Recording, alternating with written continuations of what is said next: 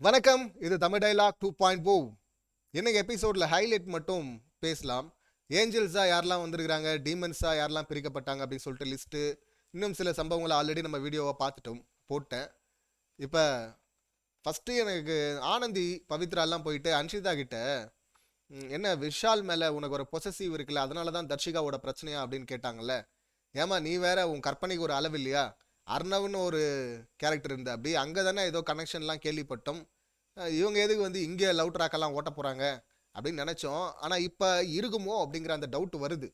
ஆனால் இவங்க தர்ஷிகா தர்ஷிகா தர்ஷிகா அப்படி சொல்லிட்டு இவங்க பிரச்சனையை எடுத்துகிட்டு வர்றதை பார்க்கும்போது இருக்கும். அது இல்லாமல் எதுனா உண்மையை பேசுகிற கேரக்டரா இந்த அன்ஷிதா? அவங்க சொல்கிறதெல்லாம் நம்ம உண்மை நம்புறதுக்கு நிறைய நெகட்டிவிட்டியை நான் வெளியே ஃபேஸ் பண்ணிட்டு வந்திருக்கிறேன் அப்படின்லாம் அழுது ட்ராமா பண்ணால் தானே நெகட்டிவிட்டியை ஃபேஸ் பண்ணிட்டு வந்திருக்கிறாங்களாம். நீ உண்மையாகவே நெகட்டிவிட்டியை நிறைய ஃபேஸ் பண்ணிட்டு வந்திருந்தேன்னா இன்னொருத்தரை மேலே யாராவது நெகட்டிவாக எடுத்துகிட்டு போய் கொட்டினாங்கன்னா இல்லை ப்ரொஜெக்ட் பண்ணாங்கன்னா, அப்படி பண்ணாதீங்கப்பா, அப்படி பண்ணுறதுனால அவங்களுக்கு எவ்வளோ ஹர்ட் ஆவாங்கன்னு நான் அனுபவிச்சிருக்கிறேன்ப்பா, அது பண்ணாதீங்கப்பான்னு சொல்லுவாங்க. ஆனால் இந்த கேரக்டர் அப்படியா பண்ணுது?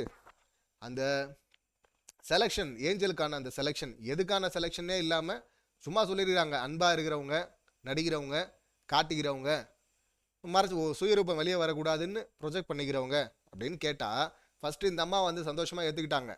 அன்புன்னாவே இவங்க தான் அப்படின்னு சொல்லிட்டு இவங்க ஒரு ட்ராமா ஒன்று பண்ணிட்டு இருக்குல்ல. மூத்திரச்சந்தா மாற்றினது பிக் பாஸை.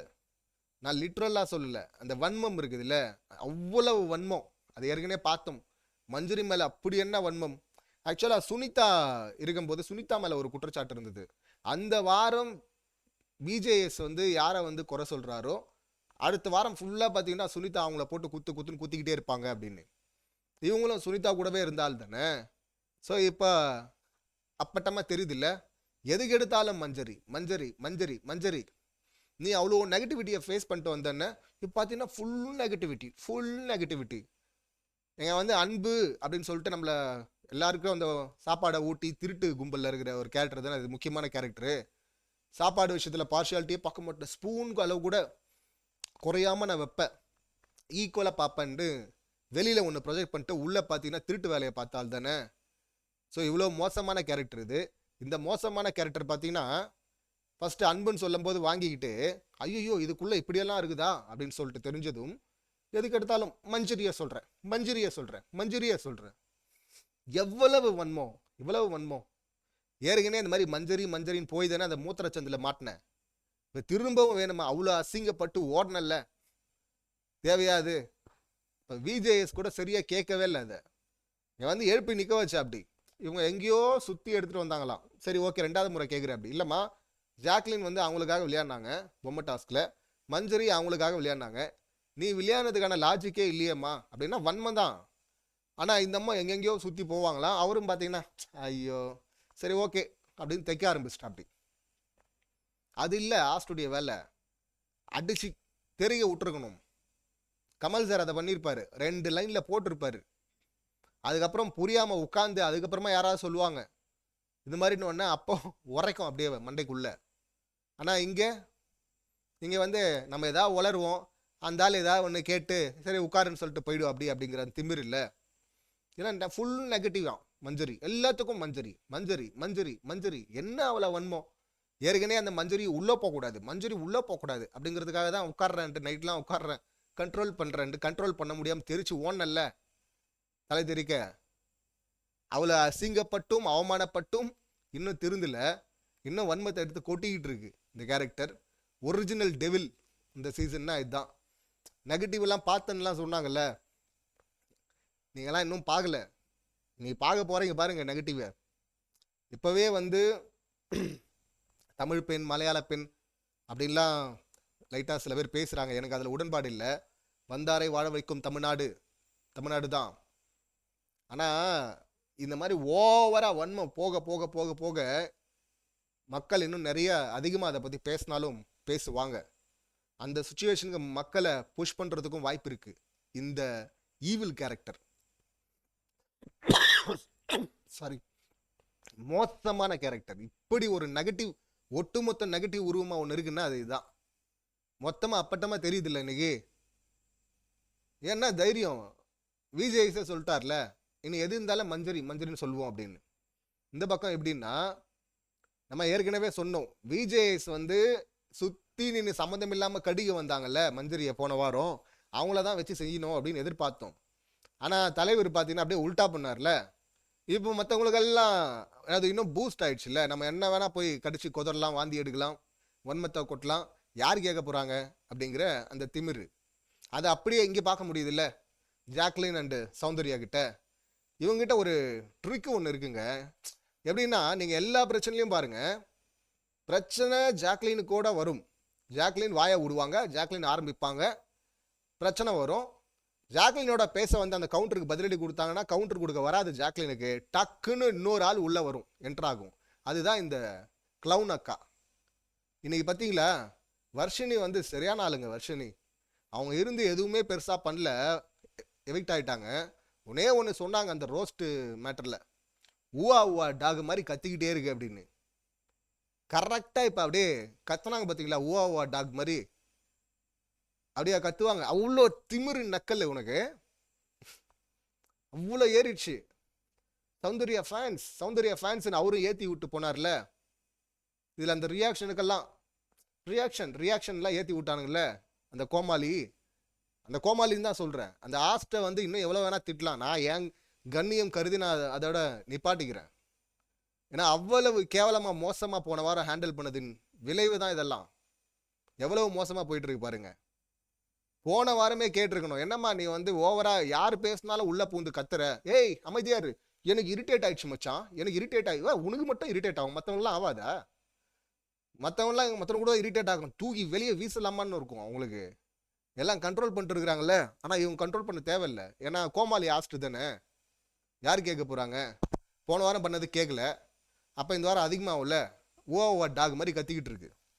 ஸோ இப்போ இங்கே பதில் சொன்னால் உடனே ஜாக்லின் வருவாங்க.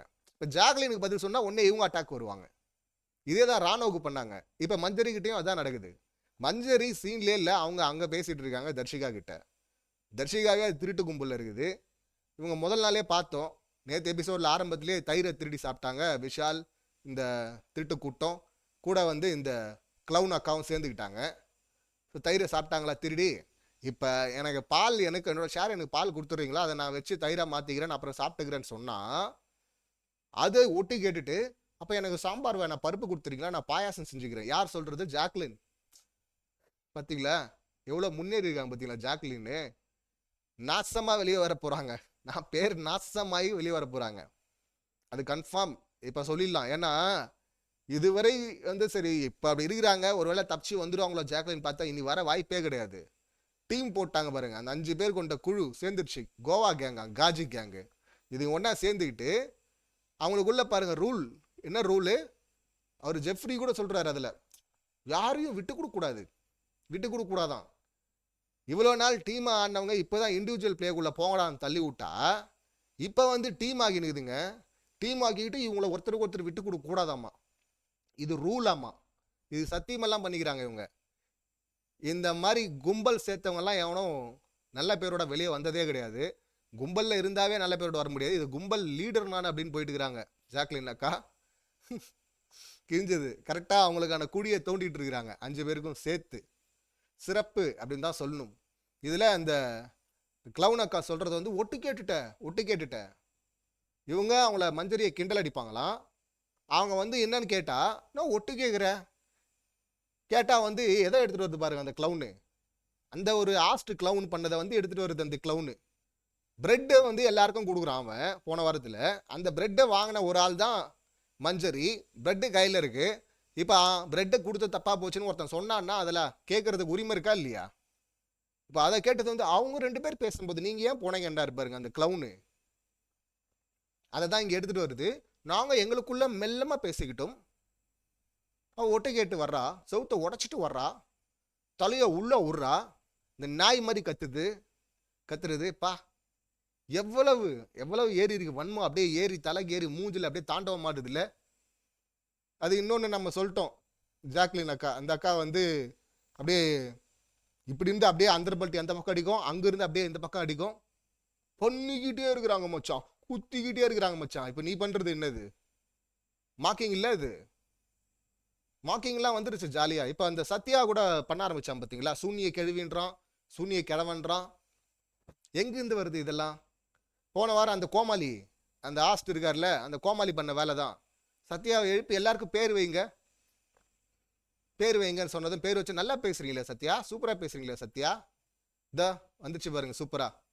வெளியே ரிவ்யூ பண்ற நாமளே சூனிய கிழவின்னு சொல்லி போடுறது கரெக்டா இருக்குமா, சூனிய காரின்னு போடலாமா அப்படின்லாம் கூட யோசிச்சுட்டு இருக்கும்போது ஒரு கண்டஸ்டண்டா போனவன் சூனிய கிழவின்றான், மஞ்சரிய சூனிய காரன்றான், முத்துவ சூனிய கிழவன்றான், முத்துவ. இப்படியெல்லாம் எங்க இருந்து வருது இதுக்கெல்லாம் தைரியம்? ஏன்னா பேர் வைக்க சொன்னது யாரு? அந்த கோமாளி இல்ல. இப்போ வந்து சூப்பர் சத்யா, சூப்பரா பேர் வச்சிட்டீங்க சத்யான்னு சொல்லுவோம்ல அந்த கோமாளி. ஒரு கோமாளி, ஒரு தகுதி இல்லாத ஆளை தூக்கிட்டு அந்த சேர்ல அந்த ஸ்டேஜில் நிற்க வச்சதுக்கான அந்த விளைவை தான் நம்ம இங்கெல்லாம் பார்த்துட்டு இருக்கிறோம். ஏன் எபிசோட் முடிஞ்சதும் அந்த வீக்கெண்டு முடிஞ்சதும் நம்ம பேசிட்டே இருக்கணும், அது எப்படியெல்லாம் தொடர்ந்து வருது பாருங்க, வேற வேற இடத்துல எப்படி வேலை செய்யுது பாருங்க. ஒரு கண்டஸ்டன்ட்டு ஒரு வாரம் இப்படி இருக்கான், அடுத்த வாரம் என்னவா மாறுறான் அப்படின்றத தாண்டி அத்தனை கண்டஸ்டன்ட்டையும் கேவலமா வழி நடத்திட்டு போனது அந்த கோமாளி. இப்போ இந்த கண்டஸ்டன்ட்டை தான் நம்ம அடிக்கணும், நியாயமா அடிக்கவும் போறோம். ஆனா இங்க வரும்போதெல்லாம் தோணுது எல்லாத்துக்கும் காரணம் அந்த ஆள் தானே அப்படின்னு. அதனால தானே இப்போ அந்த பிரச்சனைல ஏன் வந்தேன்னா, இப்போ இந்த கவுன் அக்கா அதை எடுத்துட்டு வர்றாங்க, நாங்க எங்களுக்குள்ள பேசணும் ஒட்டு கேட்குறேன், நீ ஏற்கனவே ஒட்டு கேட்டல. இங்க பாத்தீங்கன்னா அந்த தீபக் இருக்கார்ல உத்தமர், அவர் பாத்தீங்கன்னா கண்கள் அகல அப்படியே ஆச்சரியமா சந்தோஷமா பூரிப்போட பார்த்துட்டு இருக்காரு மஞ்சரி இந்த இவங்க சண்டைய வந்து.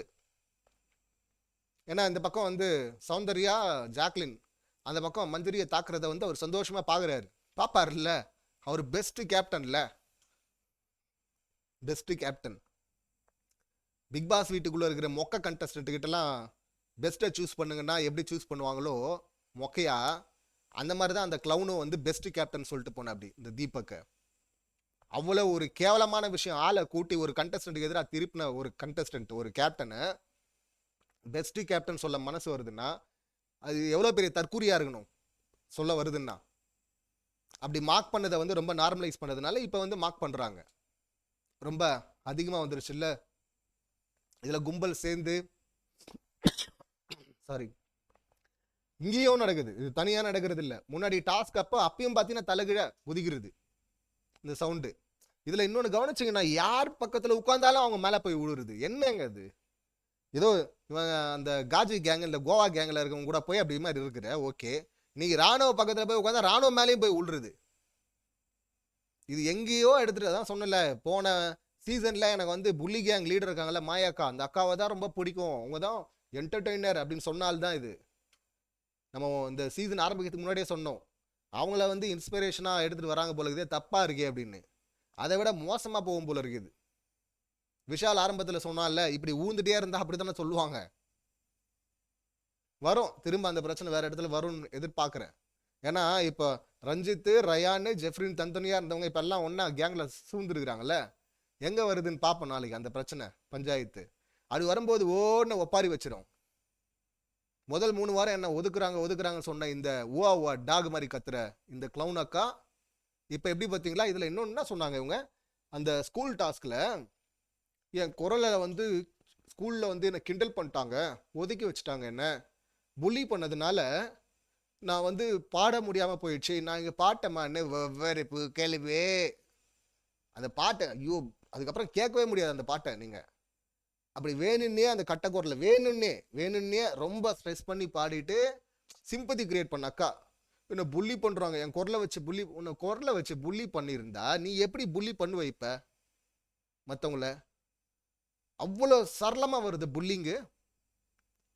அந்த அந்த ஆக்ஷன்லாம் இருக்குது இல்லை, அவ்வளோ கேவலமான ஆக்ஷனை பண்ணுறது.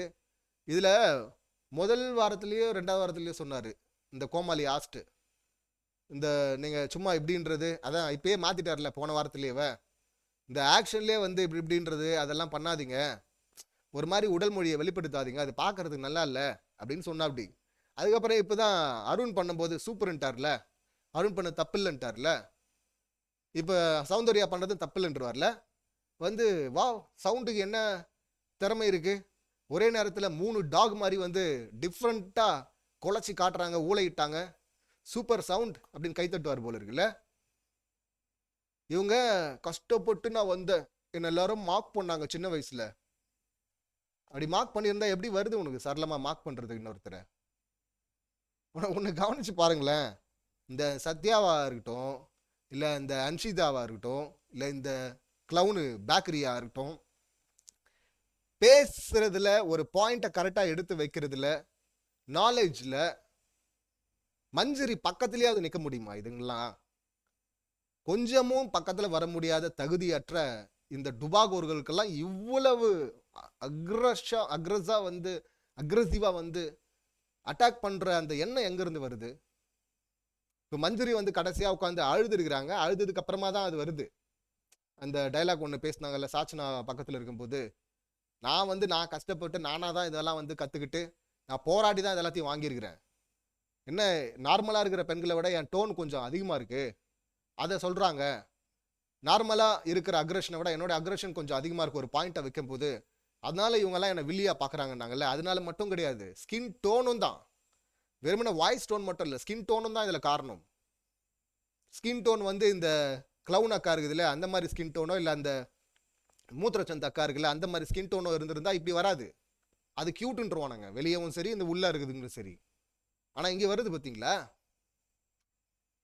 அவ்வளோ அட்டாக்கு, அவ்வளோ நக்கல், அவ்வளோ திமிரு. ஒரு கண்டஸ்டண்ட்டை இந்த அளவுக்கு ஏறி மிதிச்சோன்னா வெளியில் அப்படியே நமக்கு எதிராக திரும்புன்னு ஒரு சென்ஸே இல்லை. அந்த காமன் சென்ஸ் கூட இல்லை பாருங்க. 8வது சீசனில் வந்து இல்லை பாருங்க. அந்த பயமே இல்லைன்னா அப்போ அது அந்த ஆஸ் பண்ணவர் அதை அந்த மாதிரி எடுத்துகிட்டு போயிருக்காரு. இதெல்லாம் தப்புன்னு ஸ்ட்ராங்காக முதல்ல ஆரம்பத்தில் கண்டு வச்சவர் இல்லை சொன்னவர், அதுக்கப்புறம் அந்த ஸ்டாண்டில் இல்லாததுனால, வீக்கெண்டில் கரெக்டாக சரியாக ஹேண்டில் பண்ணாததுனால இந்த தைரியம் வருது. மக்களின் பிரதிநிதியாக வந்து நிற்கிறவன் மக்களின் எண்ணத்தை அங்கே கடத்தணும்ல. அவ்வளவு திறமையான ஒரு கண்டஸ்டண்ட்டை இவங்க மக்குங்கெல்லாம் வந்து ஓவரா போட்டு டார்கெட் பண்றது இருக்குல்ல. நீங்க பண்ணுங்க, மக்கள் சப்போர்ட் அங்கே ஏற தான் போகுது, இந்த பக்கம் ஃபுல்லா இறங்க தான் போகுது. ஃபுல் நெகட்டிவிட்டியை பார்த்துட்டு தான் இந்த பீஸுங்கெல்லாம் டம்மி பீஸுங்கெல்லாம் வெளியே போக போகுதுங்க. அது உறுதி அப்படின்னு தான் நான் சொல்வேன். அடுத்து முக்கியமான விஷயம்னா, இந்த டாஸ்கில் ரஞ்சித் பேசினது நிஜமாவே ஆச்சரியமாக தான் இருந்தது எனக்கு. அதில் ஒரு பாயிண்ட் வந்து நிஜமாவே சர்ப்ரைஸாக இருந்தது. அருணை பற்றி அவர் சொன்னது. இங்கே வந்து இந்த பேய் வந்து அதான் போட்டு டார்கெட் பண்ணி மஞ்சரின்னு டார்கெட் பண்ணி அடிக்கும். அடிச்சுட்டு இப்போ மஞ்சரி வந்து நாமினேஷன் பண்ணடா, இவனை தூக்கணுடா அப்படின்னு ஒரு கோவம் வரும்போது, ஆல் குட் மஞ்சரி, எவ்ரி திங் குட் மஞ்சரி அப்படின்னு சொல்லிட்டு கேட்பாருன்னு. ஸோ அது ரொம்ப கரெக்டாக அந்த டப்புக்கு டப்பாவுடைய கேமை வந்து உடச்ச மாதிரி இருக்குல்ல. ஸோ இவ்வளோ தான் அந்த கேமே. அதுதான் அந்த எனக்குள்ள ஒரு இன்னசென்ட் குழந்தை இருக்குது அப்படின்னு உருட்டுச்சுல்ல அந்த டப்பா. அது என்னன்னா, இந்த மாதிரி ஃபஸ்ட்டு போய் மார்க் பண்ணிடுறது, மார்க் பண்ணிவிட்டு அதுக்கப்புறம் இன்னசென்ட் விஷயம் போடுறது. இதுதான் கேம் அப்படின்னு சொல்லிட்டு பண்ணது நல்லா இருந்தது. இன்னும் சில இடங்களில் ரஞ்சித் பேச ஆரம்பித்ததுனால அது இன்னும் பயங்கரமான சொற்பொழிவு இல்லை சரியான ஒரு நரேஷனோ இல்லை முத்துக்குமரன் மாதிரி பெஸ்ட்டாக எடுத்துகிட்டு வந்ததோ கிடையாது. ஆனால் ஏன் வந்து அது நல்லா இருக்குது அது தெரியுதுன்னா, இதுவரை பேசாமல் இருந்த ரஞ்சித் பேச ஆரம்பித்ததுனால அது நல்லா இருக்கு. ஸோ கவுண்டம்பாளையம் ஆரம்பிச்சிருக்கிறாரு கேமை. இப்போ இந்த பக்கம் டார்கெட் பண்ணணும், இந்த பக்கம் இங்கேருந்து குத்த விட்டுருக்குறாங்க. ஏஞ்சலாக இருக்கவங்கலாம் வந்து குத்துங்க அப்படின்னு டெவில்ஸை. இப்போ நாளைக்கு டெவில்ஸ் போயிட்டு இந்த வாரம் ஃபுல்லாக அவங்கள போய் டார்ச்சர் பண்ணணும்ல. டார்ச்சர் எப்படி தாங்குறாங்கன்னு பார்க்கணும். அதே போல் டெவில் சைடில் இருக்கிறவங்களுக்கு ஒரு பிரச்சனை இருக்குது. ஓவராக டார்ச்சர் பண்ணிட்டாங்கன்னா வீக்கெண்டில் அவர்கிட்ட தப்பிச்சிடலாம் கோமாளிக்கிட்ட இருந்து. ஆனால் மக்கள் சப்போர்ட்டு எதிராக போயிடுமோ அப்படிங்கிற அந்த பயம் அவங்களுக்கு இருக்கும். பார்ப்போம் யார் யார் எப்படி எடுத்துகிட்டு போகிறாங்கன்னு. மறுபடியும் சாச்சனா ஜெஃப்ரி அந்த பஞ்சாயத்து வர வாய்ப்பு இருக்குது அப்படின்னு நினைக்கிறேன். இன்னொன்று சொல்லணும்னா, எண்டில் ஒன்று பண்ணானுங்க பாருங்கள், அந்த சத்யாவும் ஜெஃப்ரியும். நான் சொல்ல, இவன்கிட்ட பவர் போச்சுன்னா இவன் ஒரிஜினல்லாம் வெளியே வரும் பாருங்க. இந்த அப்படியே சாச்சனாவுக்கு நான் விட்டு கொடுக்குறேன் அப்படின்லாம் கதை விட்டு சுற்றிட்டு இருந்தால இந்த டுபாகூர். அந்த டுபாகூர் பாருங்கள், ஒன்றுமே இல்லை, ட்ரெஸ்ஸு வருது, இன்சார்ஜ் சத்யாவான் போகிறாங்க உள்ளே, இவனும் போகிறான். ராணா வந்து எட்டி பார்க்குறாங்க, வர்றான், வந்தவுடனே கதவை மூடிடுறானுங்க. அதான் ராணா வந்து கேட்குறேன், என்னடா குழந்தை மாதிரி கொஞ்சத்தனமாக பண்ணிட்டுருக்கிறீங்க, எப்படியும் அது வெளியே தான் வரப்போகுது, அது எட்டி பார்த்தோம் இல்லை கிளம்ஸி ஆகிடல உள்ளே வந்தா. அடேங்கப்பா, ஒரே ஒருத்தன் தான் வர்றான், அந்த வர்றவனால என்ன கிளம்ஸி ஆகிட போகுது, வர்றேன்றானா வாடா இருந்தாடா 2 பாக்ஸ் எடுத்துகிட்டு போடான்னு சொல்கிறதுல என்ன போயிடுச்சு உனக்கு? இப்போ கிளம்ஸி ஆகிடுமா உள்ள. இவனுங்க 10 பேர் 15 பேர்லாம் உள்ளே ஓடினது கிடையாதா? வீக்கெண்டில் ஓடுறது இல்லை. அந்த எபிசோட் முடிஞ்சதும் வந்து இது கேக் வந்துருச்சா இது வந்துருச்சான்னு ஓடல. ஆனால் வந்து ஒரே ஒருத்தன் உள்ளே வர்றான், 3வது ஆள் வந்தால் கிளம்ஸி ஆகிடுமா. அதை வந்து ராணவால் ஏற்றுக்கவே முடியல. அதுக்கு முன்னாடி ராணவா வந்து குழந்தை இல்லை ரஞ்சித் கூட சொன்னார், இன்னும் டைப்பர் மட்டும் தான் வாங்கணும் இவனுக்கு அப்படின்னு. அந்த மாதிரி எவ்வளோ மோசமாக கலாய்க்கும் போதும் அமைதியாக இருந்தவன் இதை ஏற்றுக்கவே முடியல. அதனால படபடப்பில் கொஞ்சம் இப்போ சரியாக ஸ்ட்ராங்காக பாயிண்ட்டை வைக்க முடியலனாலும் அதை புரிஞ்சிக்க முடிஞ்சுது. இவனுக்கு 2 பேரையும் புரிஞ்சிக்க முடியுது. இவனுக்கு 2 பேர் எவ்வளோ பேர் உருட்டுங்க அப்படின்னு சொல்லிட்டு இப்போ அப்படியே கட்டி பிடிச்சி அந்த கேங், கோவா கேங் ஒரு பக்கம் இருக்குது. இன்னொரு பக்கம் அந்த நடுவில் அந்த சாச்சனாக்கு அந்த ஃபீலிங் எடுத்துகிட்டு வந்துட்டாங்க பாருங்க. நம்ம ஏற்கனவே சொன்னோம் சாச்சனா ஒன்றும் முத்துவோட கேங்கப்லலாம் இல்லை அப்படின்னு. அவங்க டீமே கிடையாது நம்ம சொன்னோம்ல. இப்போ சொல்கிறாங்க எனக்கு வேறு ஆள் கிடையாதுன்னு தான் நான் மஞ்சரி, முத்து, ஆனந்தி கூட இருக்கிறேன் அப்படின்னு இந்த டப்பா அண்ட் விஷால் கிட்ட சொல்லிட்டு இருக்கிறாங்க. ஒரு பக்கம் இந்த கேங்கு, இன்னொரு பக்கம் கோவா கேங்கு. நான் தனியாக இருக்கிற மாதிரி இருக்கேன். ஏன்னா சின்ன பொண்ணு இல்லை, அதுக்கு இந்த மாதிரி கூட்டத்தோடு இருக்குன்னு தானே ஆசைப்படும். இப்போ இதில் தெரியுது இல்லை யார் சோலோவாக இருக்கிறாங்க, யார் கேங்காக இருக்கிறாங்கன்னு. இதில் வந்து ஒன்றா கூட்டம் கூடி சீசன் 3 உடைய அந்த கவின் சாண்டி கேங் மாதிரி ஆவாங்களாம் இவங்க. வி ஆர் த பாய்ஸ்னு ஏதோ சொல்லுவாங்களே, அது பாய்ஸ் கேங்னு. இது கோவா கேங்கா, வன்ம கேங்குன்னு வச்சுங்க, இல்லை காஜி கேங்குன்னு வச்சுங்க. மொத்தமாக சேர்ந்து குழி தோண்டிட்டு இருக்காங்க. சிறப்பாக இருக்கும் சம்பவம், சிறப்பாக இருக்கும். இதில் வேறு விட்டு கொடுக்கக்கூடாதான் எங்கேயுமே. யாரையுமே இவங்க டீம் ஆட்களை வந்து வேறு யாருக்கிட்டையுமே எங்கேயுமே விட்டு கொடுக்கக்கூடாதான். ரூலு எப்பவுமே ஒன்றா இருக்கணுமா. அந்த கப்பு வேணா ஒரிஜினல் கப்பெல்லாம் கிடையாது. அங்கே டம்மி ட்ராஃபி வேணால் உடச்சிட்டு அதில் பீஸை வந்து உடஞ்சி போன பீஸை வேணால் நீங்கள் ஷேர் பண்ணிங்க ஈக்குவலாக. ஒரிஜினல் கப்புகள்லாம் ஆசைப்படாதீங்க, அதுக்கு வாய்ப்பு இல்லை அப்படின்னு தான் சொல்ல தோணுது. இந்த சம்பவங்களை நீங்கள் எப்படி பார்க்குறீங்க, உங்கள் கருத்து என்ன அப்படிங்கிறத கமெண்ட் பண்ணுங்கள். மீண்டும் அடுத்த வீடியோவில் சந்திக்கலாம். நன்றி, வணக்கம்.